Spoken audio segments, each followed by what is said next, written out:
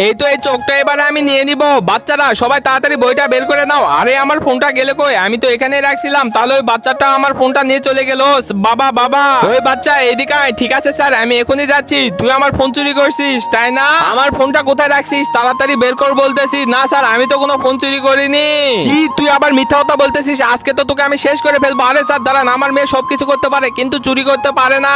Sir কয়েকদিন থেকে আমাদের ব্যাগ থেকেও জিনিসপত্র হারাই যাচ্ছে। বাচ্চারা, আমি তো এই স্কুলে অনেক বছর থেকে চাকরি করি। তোমরা কি বিশ্বাস করো আমার মেয়ে চুরি করতে পারে? তাহলে তোর মেয়েকে স্কুলে নিয়ে আসিস কেন চুরি শেখানোর জন্য? স্যার আমরা গরিব হতে পারি কিন্তু আমরা চোর না। এর মা কয়েকদিন আগে দুনিয়া থেকে চলে যায়, সেই জন্য এই বাসায় বসে থেকে কান্না করে। তাই আমি একে স্কুলে নিয়ে আসছি যেন কান্না না করে। ওদের এই বাহানা শুনবো না। তাড়াতাড়ি আমার ফোনটা বের কর। বেটা তুমি সত্যি কথা বলো, ওখান থেকে ফোন নিছো নাকি? না বাবা, আমি ওখান থেকে তো শুধু একটা চোখ নিছি।